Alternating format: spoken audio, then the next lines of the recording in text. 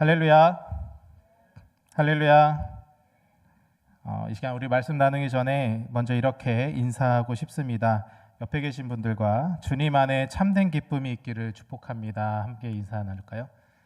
주님 안에 참된 기쁨이 있기를 축복합니다. 네. 인사 소리가 되게 작은 것 같은데 좀 소리를 더 크게 내서 적극적으로 인사 한번 해볼게요. 다시 한번 주님 안에 참된 기쁨이 있기를 축복합니다. 네, 지난주 우리는 하나님 품 안에서 누리는 진정한 안식과 평안 그리고 쉼에 대해서 나누었습니다. 여러분 어떠셨어요? 치열한 한 주를 지나고 다시 이 자리에 하나님 품 안에 안기기 위해 이 자리에 나오신 여러분, 지금 이 예배의 자리가 여러분 어떤 마음으로 느껴지십니까? 정말 하나님 품 안에 들어온 것 같은 평안함이 느껴지시나요? 네, 아멘이. 네. 네, 오늘 이 예배가 모든 짐을 내려놓고 하나님께 맡기며 다시 하나님 품으로 나오는 참된 안식의 시간이 되기를 진심으로 소망합니다. 아멘입니까? 네. 올해 저희 교회 표어가 뭔지 아세요? 표어. 네, 이제 회장님만 알고 계시네요. 네, 한번 따라해 볼까요? 하나님과 함께 기뻐하는 교회. 청년부 표어는 뭘까요? 네, 한 번도 여러분 들어본 적이 없죠? 네, 청년부 표어도 거의 비슷합니다. 뒤에 교회를 청년 공동체로만 바꿔주시면 돼요. 방금 전에 우리가 고백했던 게 아무 생각 없이 고백을 하다 보니까 무슨 말인지 까먹었다. 그럼 저쪽을 보시면 됩니다. 네, 써 있죠? 하나님과 함께 기뻐하는 어떤 거요? 청년 공동체. 이게 저희 표어예요. 자, 한번 다 같이 해볼까요? 시작. 하나님과 함께 기뻐하는 청년 공동체. 네, 죄송해요. 자, 그리고 그 밑에 이제 빌립보서 4장 4절 말씀이 있습니다. 그래서 제가 1월 마지막 설교로 오늘 여러분과 기쁨이라는 주제로 한번 말씀을 나누고자 합니다. 여러분 요즘에 기쁘신가요? 기쁘세요? 지금 기쁘세요? 앞자리에 앉았는데 아무 생각이 없으면 어떡해요? 기뻐요? 기쁘세요? 옆에 계신 분에게도 한번 물어보세요. 요즘 기쁘십니까? 이렇게. 제가 3주째 혼자 앉지 말라고 그렇게 말씀을 드렸는데 아직도 혼자 앉고 계신 분들이 있어요. 이게 여러분 기쁩니까? 혹은 내가 기쁠까라는 생각을 던지면 사실 선뜻 네라고 대답하는 게 사실 쉽지가 않습니다. 진짜로 여러분 기쁨이 항상 유지되는 삶을 사는 게 너무 힘들거든요. 그렇죠? 왜 그럴까요? 왜? 우리가 기쁨이라는 것을 딱 느끼는 시점이 언제 같아요? 내가 정말 기쁘다. 언제예요? 일이 되게 잘 풀렸을 때. 그렇죠? 여러분들 절대 그럴 일이 없지만 로또에 당첨됐을 때. 상상만 해도 기쁘죠? 그렇죠? 어떤 문제가 딱 있는데 그 문제가 해결이 딱 됐어요. 그리고 정말 아름다운 자매 혹은 멋있는 형제를 봤을 때, 그렇죠? 그 사람이 내 연인일 때, 그렇죠? 그런 기쁨을 느끼죠. 뭔가 힘든 상황이었는데 뭔가 상황이 급박하게 안정이 되면서 모든 게 평안한 삶을 딱 경험하게 되면 그때 우리는 기쁘다고 이야기합니다. 실제 그래요. 그래서 사람이 되게 원하는 걸 가졌을 때는 짧은 기쁨이 있고 자기 삶이 되게 옳은 방향으로 뭔가 가고 있다고 느끼면 굉장히 오랜 기쁨을 느낀다고 표현을 하기도 합니다. 여러분들 굉장히 사고 싶은 거 사면 그 기쁨이 짧게 느껴지잖아요. 그렇죠? 근데 여러분들 막 봉사활동하고 막 선한 일하고 그러면 그 기쁨이 조금 더 오래 가잖아요. 그렇게 우리가 표현하긴 해요. 때로는 인정받을 때, 칭찬받을 때도 기쁘죠. 그렇죠? 그리고 우리 대학에 합격했을 때 그럴 때 굉장히 기쁨을 느낍니다. 저도 마찬가지고 그런 기쁨들을 똑같이 느끼고 살아가고 있죠. 이것이 우리가 흔히 말하는 일반적인 기쁨에 대한 정의예요. 그렇죠? 그래서 순간적으로 느껴지는 이 기쁨, 이것은 우리가 보통 감정이라고 표현을 합니다. 감정이 하나라고. 그래서 이 감정이 하나이기 때문에 우리가 연속적으로 계속해서 기쁨이 일어난다는 생각을 할 수가 없어요. 어떤 사건이 벌어지고 어떤 상황이 벌어져야 우리는 기쁨을 느끼게 됩니다. 그런데요, 성경이 말하는 기쁨은 좀 다릅니다. 그래서 오늘 사실 성경 말씀을 통해서 우리가 기쁨에 대해서, 성경이 말하는 기쁨이 뭔지에 대해서 생각해 볼 필요가 있어요. 더 깊이 들어가는 기쁨의 정의에 대해서 우리가 고민해 볼 필요가 있습니다. 성경은요, 기쁨을 기분이나 감정 상태로 설명하지 않아요. 우리가 좀 전에 얘기했듯이 어떤 상황이나 형편, 그리고 여러 가지 상황, 우리 앞에 펼쳐지는 것들에 의해서 어떤 기쁨 감정을 느낀다고 말했는데, 성경은 기쁨을 기분이나 감정으로 설명하지 않습니다. 성경이 말하는 기쁨은 어떤 거예요? 하나님과의 관계 안에서 내가 어디에 속해 있는지를 아는 상태를 말해요. 어렵죠? 다시 말하면 성경은 기쁨을 어떤 상황의 결과로 말하지 않고 어떤 방향의 문제로 이야기합니다. 그래서 성경의 기쁨은 상황이 좋아서 생기는 기쁨이 아니에요. 삶의 방향이 하나님을 향해 있을 때 주어지는 기쁨인 거예요. 상황은 여전히 힘들어도, 문제가 여전히 남아 있어도 내 인생이 지금 하나님 안에 놓여 있다는 사실을 아는 사람에게 성경은 이렇게 이야기합니다. 너는 기뻐할 수 있다라고요. 오늘 우리는 바로 이 기쁨, 상황을 넘어서는 기쁨, 세상이 얘기하는 기쁨이 아니라 성경이 이야기하는 하나님의 그 놀라운, 하나님을 향한 그 방향에서 오는 기쁨에 대해서 우리 말씀을 한번 보면 좋겠습니다. 우리 옆에 보면 빌립보서 4장 4절 말씀이 있죠. 네, 어떻게 돼 있죠? 함께 읽어볼까요? 시작. 주 안에서 항상 기뻐하라. 내가 다시 말하노니 기뻐하라. 너무나도 유명한 말씀이에요. 그렇죠? 어찌 보면은 되게 당연하고 기뻐, 하나님 안에서 기뻐하는 거 얼마나 좋아. 그렇죠? 굉장히 낭만적인 표현일 수도 있습니다. 근데 이 고백이 어디서 나왔는지를 우리가 생각해 볼 필요가 있어요. 이 고백은 바로 바울이 감옥에 갇혀 있을 때 나왔던 말입니다. 절대 우리가 앞에서 말한 상황이 좋은 상황과 좋은 형편에서 나온 말이 아니라는 거예요. 자, 근데 여기서 되게 중요한 거는 우리가 기쁨이라는 거에 되게 초점을 맞춰 생각할 수도 있는데, 사실 이 기쁨의 전제 조건이 있습니다. 그게 뭘까요? 바로 주 안에서라는 거예요. 바울은 기쁨의 근거를, 기쁨이 발생되는 원인을 우리가 생각하는 여러 우리 형편과 상황에 두지 않고요, 바로 내가 어디에 있는지 바로 그 위치를 근거로 이야기하고 있습니다. 즉 기쁨은 감정의 문제가 아니에요. 나의 존재가 어디 있는가의 문제로 이야기하는 것이죠. 그래서 이 말씀은 힘들어도 억지로 웃으라는 명령이 아니라 이런 선언이에요. 내 현실이 어디에 있든지 내가 주 안에서 있다면 언제나 기뻐할 수 있는 상태다라는 거예요. 그러면 자연스럽게 이런 질문이 생깁니다. 그렇죠? 어떤 질문이에요? 과연 주 안에서라는 게 어떤 의미입니까? 자, 우리 옆에 계신 분에게 물어보죠. 당신은 주 안에 계십니까? 네. 자신 있게 나는 주 안에 있습니다. 딱 손 들어보세요. 주 안에 있는 게 뭐예요? 네? 네, 뭔지 모르겠지만 어쨌든 주 안에 있는 사람, 이게 사실 주 안에 있다라는 거를 우리가 정확하게 말하기가 쉽지가 않습니다. 그냥 느낌적인 건가? 어떤 감정인가? 어떤 상태인가? 그래서 이 말씀이 바로 이거에 대해서 정확하게 답을 주는 게 바로 오늘 우리가 본문 읽은 요한복음 15장의 말씀이에요. 요한복음 15장 9절에서 10절을 이 시간 다시 한번 함께 읽어보겠습니다. 네, 자 시작. 아버지께서 나를 사랑하신 것 같이 나도 너희를 사랑하였으니 나의 사랑 안에 거하라.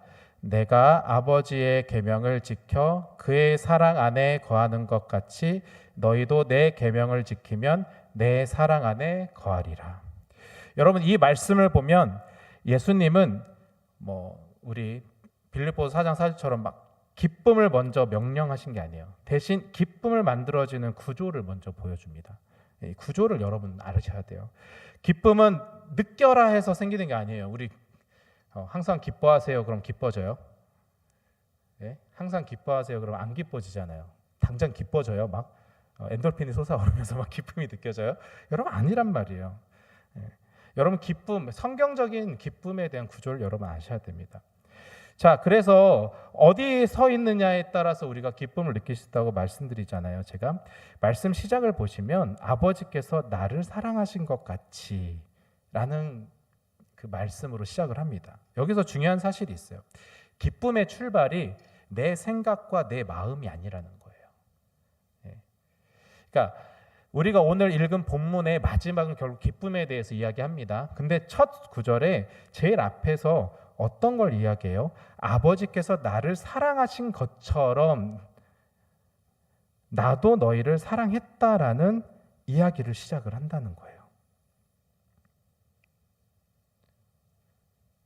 사랑의 기준을 정해주는 말씀이죠. 그렇죠? 자, 여러분, 예수님이 우리를 사랑하는 방식은 우리가 잘해서 뭔가 하나님한테 잘 보여서 사랑한 게 아니잖아요. 지난번에 우리가 말씀을 통해서 나왔듯이 신앙생활 열심히 해서 유지되는 사랑도 아니에요. 그렇죠? 하나님 아버지께서 예수님을 사랑하시는 그 방식 그대로 예수님이 우리를 똑같이 사랑하셨습니다. 그 같은 깊이와 그 은혜 그리고 그 흔들리지 않는 그 사랑으로 우리를 사랑하셨죠. 상황이 안 좋아졌다고 그 사랑이 줄어들거나 실패했다고 취소되지도 않는 사랑입니다. 오늘 내가 무너졌다고 사라지는 사랑도 아니죠. 자, 이 지점에서 성경이 말하는 기쁨은 무엇인지 분명해지는 거예요. 성경적 기쁨은 지금 나의 상황과 형편이 괜찮은가를 바라보는 감정이 아니라 하나님이 나를 어떻게 대하고 계신가를 아는 상태예요. 자, 처음에 아버지께서 나를 사랑하신 것 같이라고 말하고 시작했잖아요. 그렇죠? 자, 이 결과의 기쁨, 하나님이 나를 어떻게 대하고 계신가를 아는 거, 이게 기쁨의 시작이라는 거예요.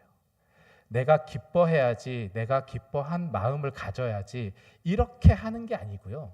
하나님이 나를 어떻게 대하고 있는지를 깨달으면 여러분 어떻게 돼요? 기쁨으로 그것이 이어진다는 거예요. 그래서 예수님은 처음에 첫 마디가 딱 이거였습니다. 그 사랑 안에 거하라고 얘기해요. 야, 너 이리 와봐. 지금부터 기뻐해? 이게 아니에요. 여러분 이렇게 생각하면 기뻐하는 마음이 들지 않아요. 성경에서 얘기하는 거는 하나님 그 사랑 안에 거하라고 오늘 말씀하고 있다는 거예요. 그게 여러분 기쁨으로 연결된다니까요. 예수님은 이렇게 말씀하시죠. 나의 사랑 안에 거하라. 여기서 거하다는 거는 잠깐 우리가 있다가 가는 그런 잠깐 머무는 게 아닙니다. 여기서 거한다는 거는 사는 자리, 정착하는 장소를 얘기해요. 그런데 여러분 생각해 보세요. 많은 청년들, 많은 사람들은 이렇게 사랑이 어떻게 해요? 사랑은 어떻게 보면 요즘에는 가끔 확인하는 감정. 너 나 사랑해? 그렇죠? 불안할 때 점검해야 되는 감정. 이렇게 간단하고 너무나도 그렇죠? 쉽게 고백하고 쉽게 느껴지는 그런 사랑, 우리가 쉽게 표현하는 그런 사랑을 이야기하지만 예수님의 사랑은 어떤 것이에요? 영원히 우리가 머물 수 있는 곳, 바로 정착하는 장소를 이야기합니다. 그래서 예수님의 사랑은 뭔가 확인하고 우리가 확인하고 뭔가 느껴야 되는 막 그런 감정이 아니라 우리가 살아야 될 공간으로 생각을 해야 돼요. 그래서 기쁨이 사라질 때 우리는 보통 이렇게 생각을 해요. 요즘 뭐가 안 좋은가? 요즘 뭐가 우리가 내가 뭐 인생을 잘못 살고 있는가? 내 인생에 뭐가 잘못된 게 있는가? 자, 근데 여기서 여러분 질문이 바뀌어집니다. 지금 성경대로라면 기쁨이 사라질 때 성경은 이렇게 묻고 있는 거예요. 지금 내가 머무는 자리가 예수님의 사랑 안에 있느냐? 라고 묻고 있는 거예요. 우리는 어떤 기쁨이 사라졌다고 느낄 때 굉장히 수많은 염려 안에 갇히고 어떤 비교 안에도 갇히고 두려움 안에 갇히면서 기쁨이 없습니다. 이렇게 얘기해 버리죠. 근데 하지만 예수님의 말씀 되게 분명해요. 기쁨의 문제는 여러분 상황이나 형편 어떤 것들이 아니라 그것 때문에 힘드냐에 대한 문제가 아니라 내가 지금 어디에 머물고 있느냐로 귀결된다는 겁니다. 그래서 예수님은 이어서 이렇게 말씀하시죠. 너희가 내 계명을 지키면 내 사랑 안에 거하리라. 자, 여기에서도 오해가 생길 수 있는데 계명을 지켜야 사랑을 받는가? 네. 예수님의 말씀을 잘 지켜야 사랑을 받는가? 아닙니다. 여러분 예수님의 논리는 정반대예요. 여러분 사랑을 얻기 위해 순종하는 게 아니라 어때요? 사랑 안에 있기 때문에 우리가 순종이 되는 거예요. 이게 율법의 논리가 아니라 복음의 논리로 여러분 다가와야 됩니다. 순종은 하나님과의 거래가 아니에요. 이미 주어진 사랑 안에서 계속 머무는 방식이에요. 그래서 이 순종을 여러분 내가 사랑 안에 거하는지에 대한 여러분의 어떻게 해야 돼요? 평가 방법으로 생각해야 돼요. 내 스스로가 한번 생각해 보세요. 내가 하나님을 향한 순종이 무너졌다. 하나님의 계명을 잘 지키지 않는다. 이게 반대로 이야기하면 어떤 거예요? 내가 예수님의 사랑 안에 거하지 않는다는 거예요. 아까 질문 드렸잖아요. 주 안에서 거한다는 게 여러분 어떤 의미냐고. 여러분 분명하게 얘기할 수 있냐고. 내가 순종해야지가 아니라 예수님을 사랑하는 그 예수님 주 안에서 있는 그 나의 모습이 어떤 모습으로 딱 만들어지냐면 내가 나도 모르게 순종하고 있는 모습으로 만들어지는 거예요. 그 사랑이 나를 순종하게 만듭니다. 자, 그때 어떤 일이 벌어져요? 바로 그것이 기쁨으로 이어진다는 거예요. 그래서 예수님은 요한복음 15장 11절 이렇게 말씀하시죠. 이것을 너희에게 이르는 것은 내 기쁨이 어때요? 너희 안에 있어 너희 기쁨이 충만하게 하려 함이라. 여러분 기쁨은 억지로 만들어낸 감정이 아니에요. 사랑의 근원이 분명히 있고 그 사랑 안에 머물면서 그 사랑을 신뢰함으로써 어때요? 순종하는 삶이 되었을 때 기쁨은 자연스럽게 내 삶에서 충만하게 흘러넘친다는 것입니다.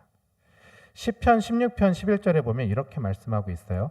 주께서 생명의 길을 내게 보이시리니 주의 앞에는 충만한 기쁨이 있고 주의 오른쪽에는 영원한 즐거움이 있나이다 라고 시편 기자는 고백합니다. 여러분 이 말씀을 보면 분명해지는 게 있어요. 기쁨은 어떤 사건 속에 있거나 무언가를 이루었을 때 지워지는 것도 아니고 문제가 해결됐을 때만 생기는 것도 아닙니다. 시편 기자가 얘기하죠. 기쁨은 언제 생겨요? 주의 앞에 있음에서 충만해진다고 말합니다. 다시 말해서 기쁨은 결과가 아니라 하나님의 임재 안에 머무는 자리에서 나온다는 거예요.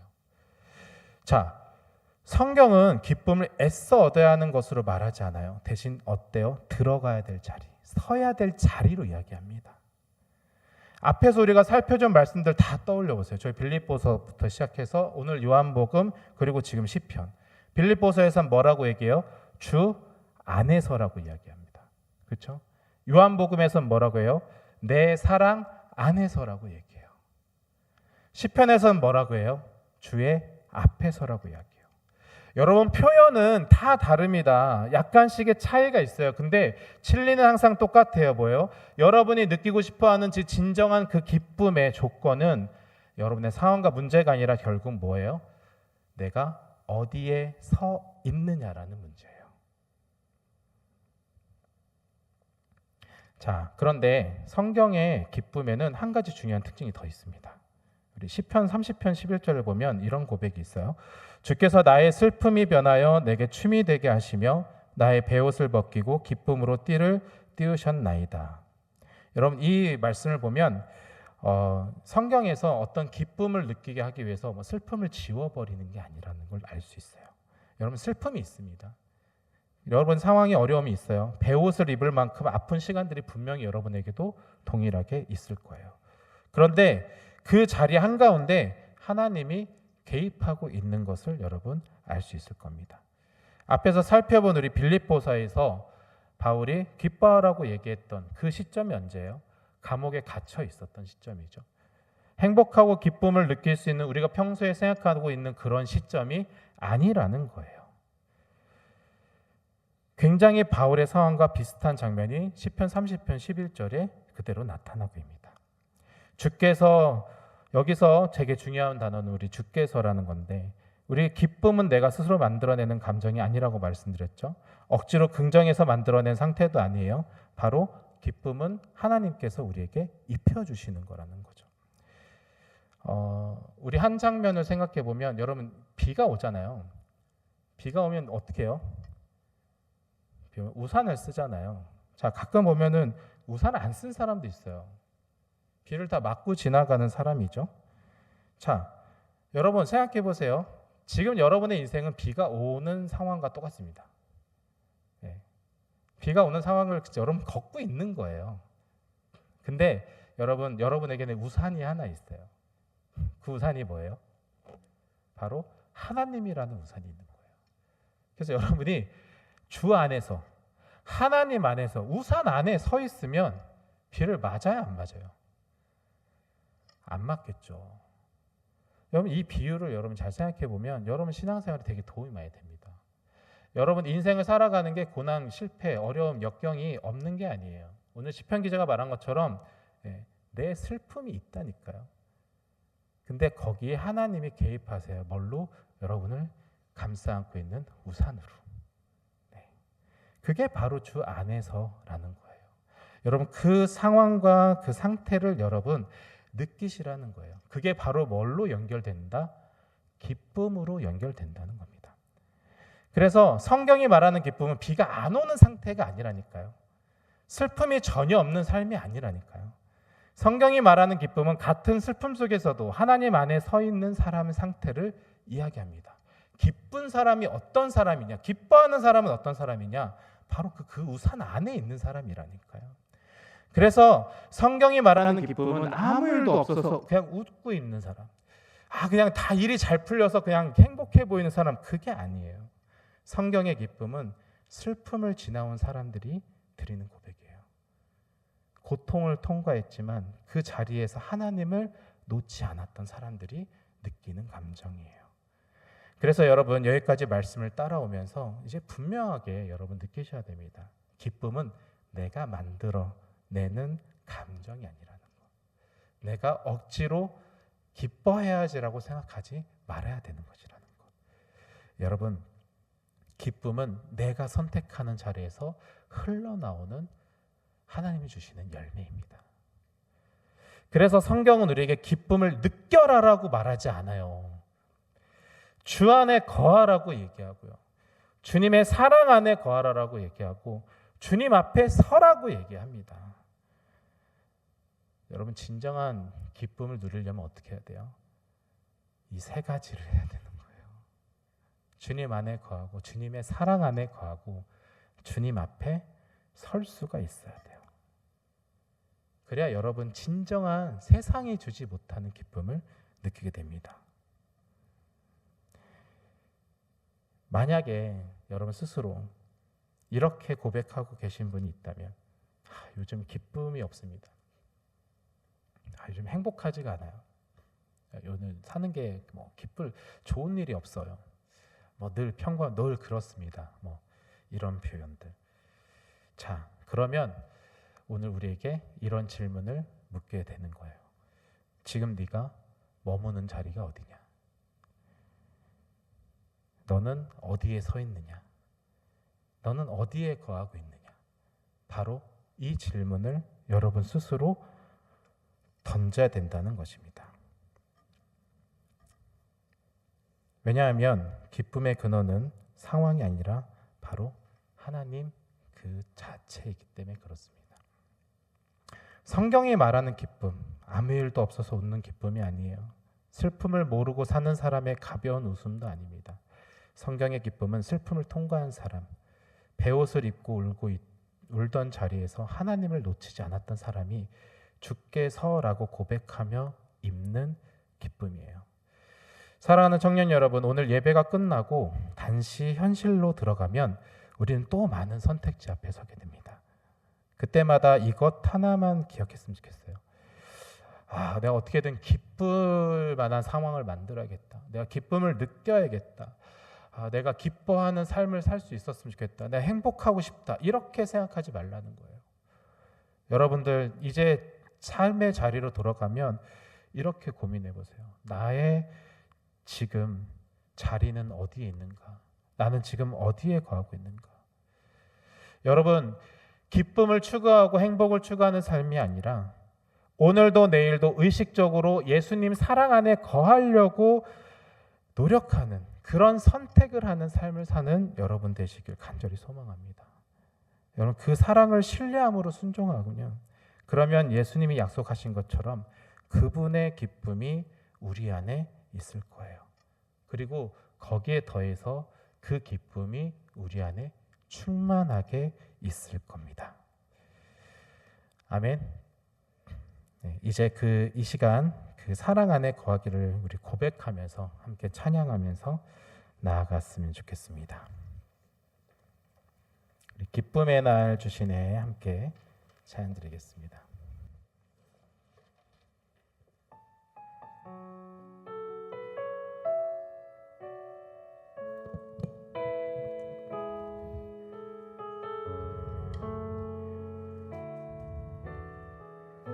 주님은 내 맘에 주님은 내 맘에 아픔 알아주시니 지난 밤 눈물 지워주시고 아침에 돋아난 여린 풀들과 같이 내 맘을 새롭게 하네. 흐르는 시간에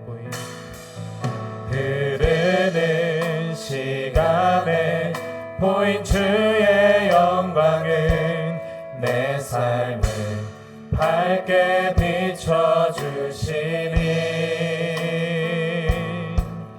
온 땅과 모든 삶보다 전에 계셨던 주님 창조의 주를 찬양하네. 주님은 거친 바다 위 나의 영혼 두 손으로 굳게 잡아주시네. 주님께 맡긴 인생의 여정 속에 아픈 만큼 기쁨의 날 주시네. 주님은 거친 바다 위 나의 영혼 두 손으로 굳게 잡아주시네. 주님께 맡긴 인생의 여정 속에 아픈 만큼 기쁨의 날 주시네. 주님은 거친 바다 위 거친 바다 위 나의 영혼 두 손으로 굳게 잡아주시네. 주님께 맡긴 인생의 여정 속에 아픈 만큼 기쁨의 날 주시네. 우리 시간 함께 기도하기 원합니다. 주님, 기쁨이 없다고 낙심하지 않고 지금 내가 어디에 거하고 있는지를 살펴보게 하여 주시옵소서. 우리의 슬픔이 사라지지 않아도 그 안에서 하나님 안에 서 있게 하여 주시옵소서. 내가 만든 기쁨, 내가 느끼는 기쁨이 아니라 바로 주께서, 하나님께서 입혀주시는 바로 그 기쁨으로 살게 하여 주시옵소서. 그 기쁨이 우리 안에 충만하게 하여 주시옵소서. 우리 간절한 마음으로 이 시간 함께 기도하며 나아가겠습니다. 함께 기도하시겠습니다. 사랑하며 불쌍하신 아버지 하나님, 아버지 우리 삶 가운데 온전한 하나님이 주시는 기쁨을 느끼며 살아가는 삶이 되길 간절히 소망합니다. 하나님, 기쁨이 없다고 낙심하지 않고 아버지 하나님 행복하지 않다고 낙심하는 것이 아니라 지금 이 시간 내가 어디에 있는지 다시 한번 돌아보게 하여 주시옵시고 내가 어디에 서 있는지 하나님 느끼게 하여 주시옵시고 아버지 하나님, 내가 어디로 있는지 아버지 하나님 그것들을 깨닫게 하여 주시옵소서. 하나님, 슬픔이 사라지지 않아도 그 안에서 하나님 안에 서 있는 삶이 되길 원합니다. 하나님만 바라보고 하나님을 의지하는 삶이 되길 원합니다. 주님의 사랑 안에 거하고 주님 앞에 서 있는 삶이 되길 간절히 원합니다. 하나님, 우리의 삶이 온전히 주님 안에 있는 그런 삶이 되게 하여 주시옵소서. 그래서 내가 만든 기쁨이 아니라 하나님께서 그 사랑 안에서 입혀주시는, 하나님께서 그 사랑 안에서 부어주시는 참된 기쁨의 그 기쁨을 누리며 살아가는 우리 청년들이 되게 하여 주시옵소서.